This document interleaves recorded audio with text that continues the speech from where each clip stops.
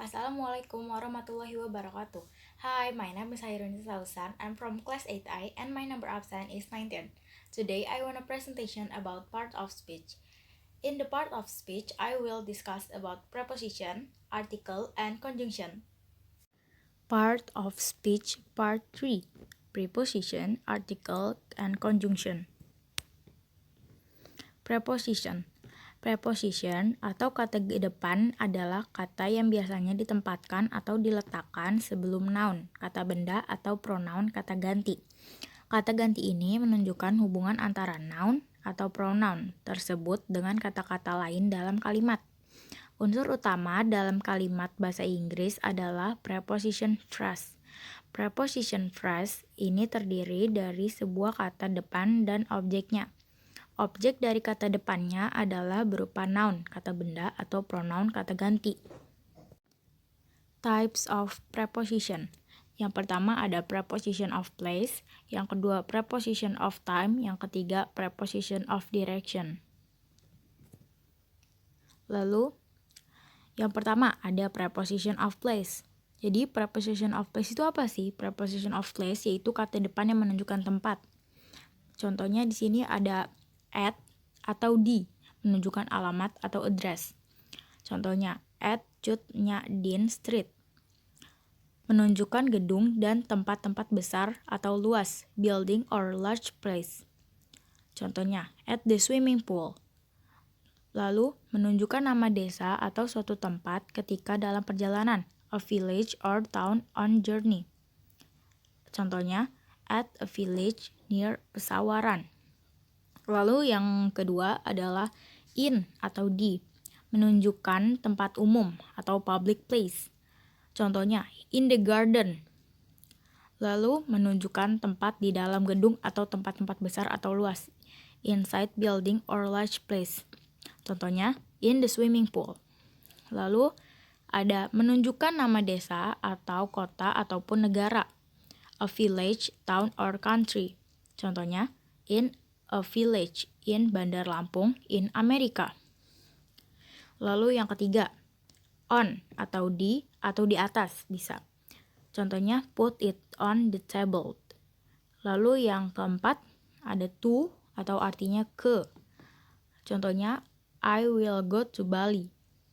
Lalu yang kelima ada from atau dari. Contohnya she came from America. Lalu yang keenam, near atau dekat. Contohnya, my house is near that barbershop. Lalu yang ketujuh, ada beside atau di samping. Contohnya, don't sit beside me. Lalu yang kedelapan, ada between atau di antara.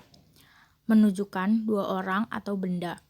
Contohnya, she is sitting between her two sisters. Lalu yang kesembilan, ada among atau di antara, menunjukkan ketika keadaannya banyak orang atau benda. Contohnya, she is sitting among her sisters. Lalu yang ke-10 ada above atau di atas. Contohnya, complete that sentence above. Lalu yang ke-11 ada below. Below atau di bawah digunakan perkenaan dengan ukuran tinggi, temperatur, atau sesuatu yang berada di satu tempat atau lokasi. Contohnya, put the bag below the chair. Lalu yang ke-12 ada under atau di bawah. Under ini digunakan bila sesuatu di bawah yang lain. Contohnya, she sits under the tree. Lalu yang ke-13 in front of atau di depan. Contohnya, I live in front of Adi's house. Lalu yang ke-14, in back of, di belakang. Contohnya, his house is in back of my house. Lalu yang terakhir, yang ke-15 ada by, atau artinya tuh dengan, atau melalui, atau oleh. Contohnya, put the pen by my books. I make the cake by myself. Lalu di sini ada jenis preposition yang kedua, yaitu preposition of time. Apa sih preposition of time? Jadi preposition of time adalah kata depan yang menunjukkan waktu. Di sini ada at atau pada atau pukul artinya. Contohnya at 11 a.m. pukul 11 pagi. At night pada malam hari, at dawn pada fajar atau subuh. At noon pada sore hari, at midnight pada tengah malam, at weekend pada akhir minggu, at Christmas pada hari Natal, on atau pada umumnya digunakan ketika menunjukkan keterangan seperti hari atau day, on Friday pada hari Jumat, on Saturday night malam minggu. Lalu ada yang kedua, tanggal atau date. Contohnya on May 21st pada 21 Mei. Lalu yang ketiga ada perayaan celebration. On Christmas Day pada hari Natal. Lalu di sini selain on ada in atau di atau pada. Digunakan ketika menunjukkan keterangan waktu. Contohnya in the morning di pagi hari, in the evening di sore hari. Lalu ada juga yang memakai in yaitu bulan atau month. Contohnya in June pada bulan Juni, in October pada bulan Oktober. Lalu di sini ada cuaca atau season yang memakai kata in. Contohnya in winter pada musim dingin, in summer pada musim panas. Lalu ada juga tahun atau year. Contohnya in 2012 pada tahun 2012. Juga ada in 1955 pada tahun 1945. Terus ada juga before atau sebelum. Contohnya, the office is very busy before Idul Fitri. Kantor sangat sibuk sebelum Idul Fitri. Terus juga ada after atau setelah. Contohnya, we had to take the taxi home after the party. Kita harus membawa taksi ke rumah setelah pesta. Juga ada since atau sejak. Contohnya, we study in the university since 2011. Kami belajar di universitas itu sejak 2011. Lalu ada daring atau selama. Contohnya, the teacher have taught daring 2 years. Guru itu sudah mengajar selama 2 tahun. For atau selama. Contohnya, the teacher have taught for 2 years. Guru itu sudah mengajar selama 2 tahun. Lalu ada till atau until, artinya sampai. Contohnya, their uncle is staying with them till Friday. Paman mereka tinggal dengan mereka sampai Jumat. From, to, atau till atau until, artinya dari dan sampai. Contohnya, the shop is open from 9 to 5. Toko dibuka pada pukul 9 sampai 5. Terus the sale was from December 20 until January 3rd. Diskon dari 20 Desember sampai 3 Januari. Lalu jenis preposition yang ketiga atau yang terakhir yaitu preposition of direction. Preposition of direction adalah kata depan yang menunjukkan arah. Contohnya, to atau ke. Contohnya, she went to the library. Dia pergi ke perpustakaan. Lalu ada into atau ke dalam. Contohnya, he jumped into the river. Dia melompat ke dalam sungai. Toward, ke arah. Contoh, he ran away when he felt that someone was coming toward. Dia melarikan diri ketika dia merasa ada seseorang yang datang ke arahnya. Lalu ada yang kedua adalah article. What the meaning of article? Apa itu artikel? Dalam bahasa Inggris, artikel adalah suatu kata yang digunakan untuk membatasi pengertian dari noun atau kata benda. Lalu di sini ada types of article. Macam-macam dari artikel atau jenis-jenis dari artikel. Jadi, kata sandang ini atau artikel dibagi menjadi 3 jenis, yaitu definite article, indefinite article, dan zero article. Yang pertama ada indefinite article yang menggunakan the. Indefinite article yang menggunakan the mempunyai makna ini atau itu atau tersebut. The berfungsi menunjukkan orang atau benda yang secara khusus, sebagai contohnya, the student is studying English. Murid itu sedang belajar bahasa Inggris. Lalu yang kedua, the cat is sleeping on the sofa. Kucing itu sedang tidur di atas sofa. Lalu yang ketiga, the girl is very beautiful. Wanita itu sangat cantik. Di samping itu juga, the mempunyai fungsi lain, yaitu dapat digunakan bersama kata dengan benda tunggal atau jamak, seperti untuk orang, benda, atau ide yang dijelaskan oleh kata yang telah disebutkan. Misalnya, ada kata yang mendahului, contohnya, my father has a staff. The staff is handsome and friendly. Ayah saya mempunyai seorang pegawai. Pegawai itu tampan dan ramah. Lalu di sini yang kata yang mengikuti, contohnya, the boy who playing football is my nephew. Anak laki-laki yang bermain sepak bola itu adalah keponakanku. Terus untuk nama tempat, misalnya contoh, the Bromo Mountain is beautiful. Gunung Bromo itu sangat indah. Lalu yang kedua, the Monas Place in Jakarta. Monas itu terletak di Jakarta. Lalu jenis yang kedua, indefinite article, menggunakan atau an. Jadi, atau an atau indefinite article dapat berarti sebuah, seekor, atau seorang. Kata sandang digunakan sebelum kata benda, noun, yang berawalan huruf konsonan atau dengan huruf yang bersuara konsonan selain a, i, u, e, o. Sedangkan kata sandang en digunakan sebelum kata benda, noun, yang berawalan huruf vokal a, i, u, e, o.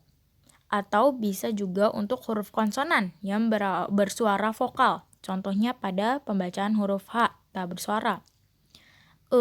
Atau en digunakan juga untuk menunjukkan kata tak tentu atau biasanya digunakan untuk kata benda yang dapat dihitung. Countable noun.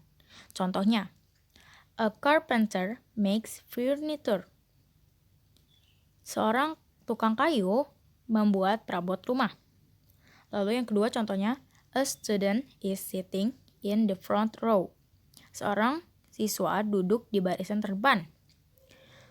Lalu yang ketiga, does she a singer? Apakah dia seorang penyanyi? Lalu, atau an digunakan dengan kata benda yang dapat dihitung, menunjukkan satu atau masing-masing. Contohnya, I have an apple. Saya mempunyai sebuah apel. I have a cat. Saya mempunyai seekor kucing. He wait an hour. Dia menunggu sejam. Kata-kata hour menggunakan kata sandang a karena huruf H dianggap tidak ada. She buys a book. Dia membeli sebuah buku. The student write a letter. Siswa itu menulis sebuah surat. Lalu di sini yang B atau yang kedua menunjukkan anggota yang tak tertentu dalam satu kelas. Contohnya, we saw a tiger at the zoo. Kita melihat harimau di kebun binatang. There is a monkey on the tree. Ada seekor monyet di atas pohon. Lalu yang C, yang mewakili anggota satu kelas. Contohnya, ada dua contoh di sini. Yang pertama, menunjukkan anggota kelas per individu. Contohnya, the animal is a bird. Binatang itu adalah burung. Lalu contoh yang kedua menunjukkan kelas yang lebih kecil. Contohnya, the lion is an animal. Singa adalah seekor binatang.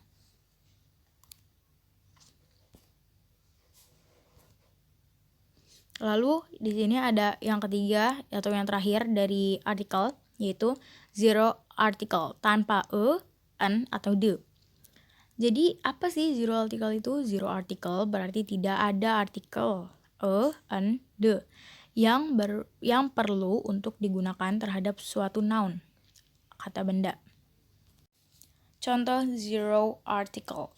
Berapa macam noun yang tidak atau dapat tidak menggunakan artikel tanpa an, the, antara lain adalah nama bahasa, olahraga, akademik, subjek, ya, seperti matematik, biologi, history, computer science, dan lain sebagainya. Lalu, contoh-contoh yang ada dalam kalimat zero article. Yang pertama, I have computer in my bedroom. Saya mempunyai komputer di kamar tidur saya.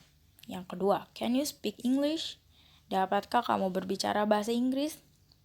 Lalu yang ketiga, the children played football. Anak-anak itu bermain bola. Lalu yang ketiga dari pembahasan ini adalah conjunction atau yang terakhir. Pengertian conjunction. Apa itu conjunction? Dalam bahasa Inggris, conjunction is a word to connect clause or sentence or to coordinate word in the same clause. Dengan kata lain, conjunction merupakan sebuah kata yang digunakan untuk menghubungkan suatu frase dengan frase lainnya dalam sebuah kalimat. Conjunction juga dapat dibagi menjadi beberapa hal, yaitu sebagai berikut. Types of conjunction. Jadi conjunction ini secara umum dibagi menjadi 3. Yang pertama, coordinating conjunction. Yang kedua, correlative conjunction. Yang ketiga, subordinating conjunction. Jadi yang pertama adalah coordinating conjunction. Coordinating conjunction merupakan suatu bentuk penghubung yang digunakan untuk menghubungkan kalimat satu dengan lainnya yang memiliki derajat yang sama. Contohnya, I and Rika are best friend. Aku dan Rika adalah teman baik. Yang kedua, I love him but I hate him too. Aku mencintainya tetapi aku membencinya juga. Lalu yang ketiga, I won't pass the examination so I should study hard. Aku ingin lulus ujian, jadi aku harus belajar giat. She can sing a song but she cannot play guitar.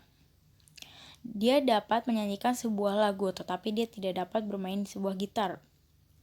Lalu, contoh lagi, you and I are couple. Kamu dan aku adalah pasangan. Lalu adalah jenis yang kedua dari conjunction, yaitu correlative conjunction. What the meaning of correlative conjunction? Jadi, correlative conjunction ini merupakan conjunction yang digunakan untuk menghubungkan kata dengan kata dan frase dengan frase dalam sebuah kalimat. Contohnya, it is not only a book, but also my friend. Ini bukan hanya sebuah buku, tetapi juga temanku. Lalu yang kedua, she is not only a singer, but also a dancer. Dia tidak hanya seorang penyanyi, tetapi dia juga seorang penari. Lalu yang ketiga, either I follow the course or I study by myself. Baik aku mengikuti kursus atau aku belajar sendiri. Lalu yang keempat, I don't like neither mango or apple. Aku tidak suka baik mangga ataupun apel. Lalu yang kelima, she is not only a teacher but also a model. Dia bukan hanya seorang guru, tetapi dia juga seorang model. Lalu di sini adalah yang terakhir dari conjunction atau yang terakhir dari semua pembahasan ini, yaitu subordinating conjunction. Apa sih subordinating conjunction ini? Jadi subordinating conjunction ini yaitu merupakan jenis conjunction atau kata hubung dalam sebuah kalimat yang digunakan untuk menghubungkan anak kalimat dengan induk kalimat dalam bahasa Inggris. Contohnya, yang pertama, she is waiting you until now. Dia menunggumu hingga sekarang. Yang kedua, I miss him because he is my friend. Aku merindukannya karena dia adalah temanku. Lalu yang ketiga, before you go, please tell to me. Jika kamu pergi, tolong katakan padaku. Lalu yang keempat, we love each other as friends. Kami saling menyayangi sebagai seorang sahabat. Lalu yang kelima, I will call you after finish my homework. Aku akan menelponmu setelah aku menyelesaikan PR-ku. Okay, yes, that's it my presentation. Thank you for watching my video and see you on my next video. Bye. Wassalamualaikum warahmatullahi wabarakatuh.